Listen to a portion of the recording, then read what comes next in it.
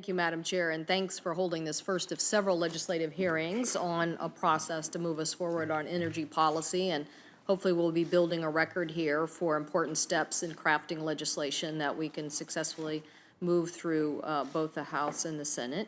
And I want to thank our witnesses today. We're going to hear from several of our colleagues, and I certainly appreciate Senator Collins and Coons being here and for their leadership on a variety of issues related to energy efficiency and continued focus in this area.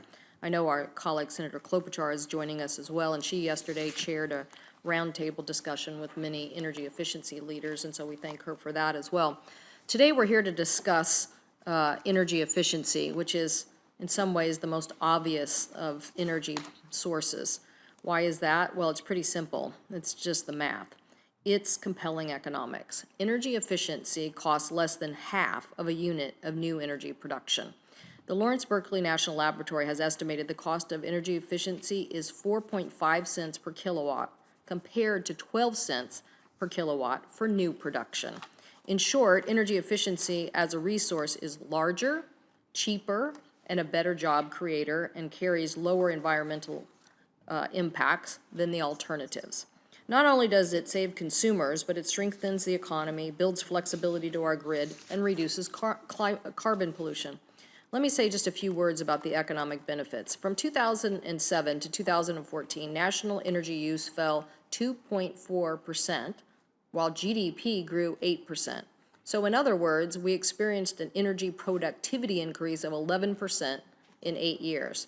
That means that for every electron or molecule of energy consumed in the U.S., we are getting more and more economic production.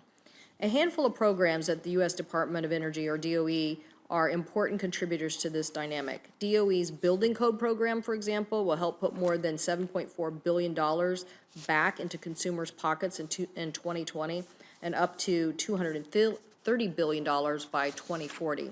This program is a cost the federal. This program in its original cost was about $100 million over from 1992 to 2012. So basically that's a ratio of $400 in savings for every dollar spent. So I think that's a pretty impressive ROI. Similarly, the appliance and equipment standard programs cost the nation $40 million annually, and on average has reduced our nation's electricity consumption by 7% below what would otherwise have been. And a typical household energy costs are about $500 a year less than would have been if there had not been this national appliance efficiency standard. So when we discuss these initiatives, I think it's important for my colleagues to remember that it, as is often the case with successful federal programs, have been built on the hard work and leadership of a number of states. The drive towards energy efficiency, at the time policymakers called it conservation, really began with efforts on the West Coast.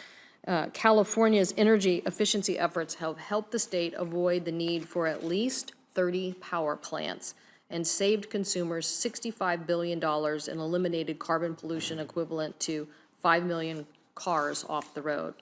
The Northwest Power Act, which originated in this committee and was enacted in 1980, made conservation the resource of first resort in our regional power plans, and even gave rise to some of the nation's first models of conservation code efforts. Today, some 24 states have already have these laws on their books on energy efficiency resource standards, binding saving targets for utilities or similar activities.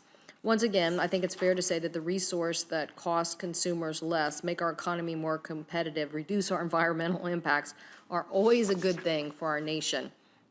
So the question more before us today is what more can be done to drive energy efficiency into our economy.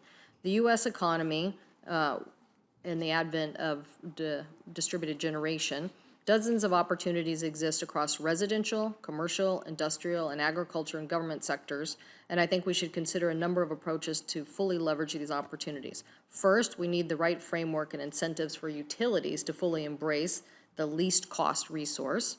Senator Franken's legislation that we're going to hear about today, the Federal Energy Efficiency Resource Standard, is one method to drive this outcome, so I look forward to that topic today. And in my state, Seattle City Light used a variety of efficiency measures to reduce its load annually by 1.3 megawatts per hour, which is the equivalent of a 150 megawatt power plant. So we need to create similar conditions. Second, we need a robust federal commitment to research and development of new technologies that will continue to lead the way on energy. Technology innovation is one of the key ways to create continuous cycles of efficiency. And one example of this is the opportunity of R&D on high-performance buildings. We have major employers that are aggregating and analyzing business data on their corporate campuses in order to learn where costs can be cut and to help achieve a carbon reduction goal. So I've introduced legislation to help accelerate this transition to smart buildings by supporting research on data, on software, on communication systems. And we also can't forget the opportunities of efficiency in the transmission and distribution grid. And Tuesday, Secretary Moniz was here on the quadrennial review and outlined several things of recommendations that we need to do to create more flexibility, more resilience, and to increase energy efficiency. And third, we must be committed to the network partnership between federal, state, and local institutions, manufacturers, utilities, consumers, and stakeholders.